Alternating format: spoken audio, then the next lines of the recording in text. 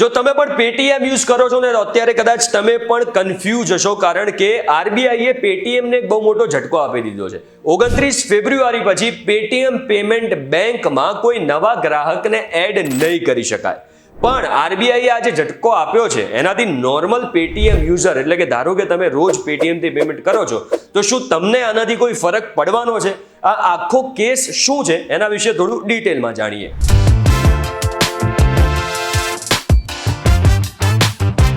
તમે આવી ગયા છો વીટીવી ગુજરાતી.com પર. મારું નામ છે હિમ ખત્રી. જેવા સમાચાર બહાર આવ્યા ને કે પેટીએમના શેરે આજે લોઅર સર્કિટ મારી, એટલે કે 20% પેટીએમનો શેર આજે ઓલમોસ્ટ ડાઉન હતો. હવે આનાથી રોકાણકારોને તો ઘણી બધી તકલીફ થઈ જ રહી છે, પેટીએમના રોકાણકારોને, પણ જે પેટીએમને યુઝ કરે છે એવા કેટલાક લોકોને પણ આની અસર થવાની છે. હવે અહીંયા પેટીએમને યુઝ કરે છે એટલે હું પેટીએમ એપ્લિકેશન કે પેટીએમ ગેટવેની વાત નથી કરી રહ્યો, હું વાત કરી રહ્યો છું પેટીએમ પેમેન્ટ બેંકની. કારણ કે આરબીઆઈએ પેટીએમ પેમેન્ટ બેંક પર ક્રેડિટ ટ્રાન્ઝેક્શન અને કોઈ પણ પ્રકારના ડિપોઝિટ લેવા પર રોક લગાવી છે.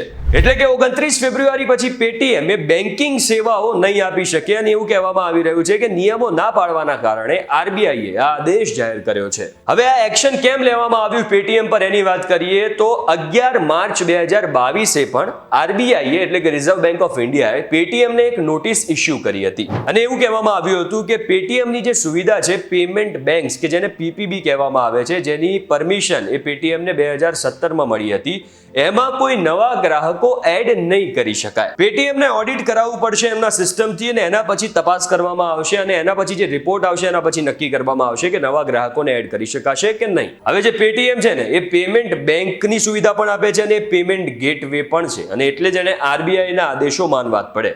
એટલે જ્યારે ઓડિટ રિપોર્ટ પૂરો થયો અને આરબીઆઈ પાસે ગયો તો એ જ રિપોર્ટ છે એને ટાંકીને અત્યારે આરબીઆઈએ જે નવું આ જાહેરાત કરી, નવા આદેશો આપ્યા, એમાં પણ આનું મેન્શન કરવામાં આવ્યું છે. અને એવું કહેવામાં આવ્યું છે કે પેટીએમનું જે પેમેન્ટ બેંક છે પીપીબી એ ઘણી બધી ખામીઓથી ભરેલું છે અને એ નિયમોનું પાલન નથી કરી રહ્યું. એના પછી આરબીઆઈએ બેન્કિંગ રેગ્યુલેશન એક્ટ 1949 ના સેક્શન 35 એનો ઉપયોગ કર્યો.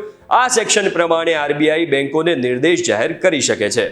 અહીંયા એ વાત પણ ધ્યાનમાં લેવા જેવી છે કે આ જે સૂચનાઓ જાહેર કરવામાં આવી છે ખાલી પેટીએમ પેમેન્ટ બેંક માટે છે. હવે આ આદેશો, આ સૂચનાઓ કઈ છે એ હું તમને જણાવું. 29 ફેબ્રુઆરી 2024 પછી પેટીએમ પેમેન્ટ્સ બેંક્સમાં કોઈ પણ રકમ જમા નહીં કરી શકાય. પેટીએમ પેમેન્ટ બેંક્સ દ્વારા વોલેટ, પ્રીપેડ સેવાઓ, બેંક ખાતા, ફાસ્ટેગ અને અન્ય સેવાઓમાં પૈસા નહીં નાખી શકાય. કેશબેક, વ્યાજ કે અન્ય રૂપિયા પણ પેટીએમ પેમેન્ટ્સ બેંક્સમાં હશે તો 29 ફેબ્રુઆરી પછી ઉપાડી શકાશે. 29 ફેબ્રુઆરી પછી પેટીએમ પેમેન્ટ્સ બેંક્સમાં રૂપિયા નહીં મોકલી શકાય, યુપીઆઈ પણ નહીં થઈ શકે, પણ જો ખાતામાં રૂપિયા હશે તો ઉપાડી શકાશે. 29 ફેબ્રુઆરી પછી પેટીએમ ચલાવનારી કંપની 197 કોમ્યુનિકેશન્સ લિમિટેડ અને પેટીએમ પેમેન્ટ સર્વિસીસ લિમિટેડના નોડલ એકાઉન્ટ બંધ કરી દેવામાં આવશે. બધા જ નોડલ એકાઉન્ટનું કામ 15 માર્ચ સુધીમાં પૂર્ણ કરી દેવામાં આવશે. હવે જ્યારથી આ સમાચાર માર્કેટમાં આવ્યા ને, બહુ લોકોને એવું કન્ફ્યુઝન થઈ ગયું કે આ સમાચાર આવ્યા પછી પેટીએમ જ કામ નહીં કરે, પણ આમાં એવું નથી. આ જે મેં નિયમો કહ્યા એ મેં અગાઉ પણ કહ્યું કે પેટીએમ પેમેન્ટ્સ બેંક માટે છે, જે પેટીએમની એક આખી અલગ સુવિધા છે. જે પેટીએમ વાપરતા હશે ને એમને આ સુવિધા વિશે ખબર હશે. જો તમારા પણ રૂપિયા પેટીએમ પેમેન્ટ્સ બેંક્સમાં છે, જે ઘણા બધા બિઝનેસમેન ના હોય છે, ઘણા બધા વેપારીઓના હોય છે, તો આ નિયમો તમારા માટે જાણવા જરૂરી છે અને આ સૂચનાઓ તમારી ઉપર લાગુ પડે છે. પણ જો તમે પેટીએમનો ઉપયોગ કરો છો, નોર્મલ રીતે એપનો ઉપયોગ કરો છો, સ્કેન કરીને કોઈને રૂપિયા આપો છો, તમારું બેંક એકાઉન્ટ એ પેટીએમ જોડે કનેક્ટેડ છે, તો પેટીએમ ગેટવે જોડે કનેક્ટેડ છે, તો આ અત્યારે કોઈ પણ નિયમ તમારા માટે લાગુ નથી પડતો.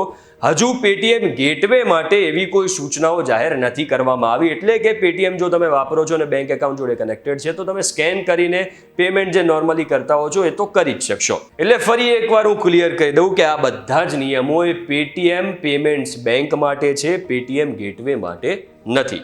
જો આજના ડેલી ડોઝનો એપિસોડ તમને કામનો લાગ્યો હોય તો વિડીયોને શેર કરજો, લાઈક કરજો, ને આવા જ અને ઇન્ફોર્મેટિવ વિડીયો માટે જોડાયેલા રહેજો વીટીવી ગુજરાતી.com સાથે.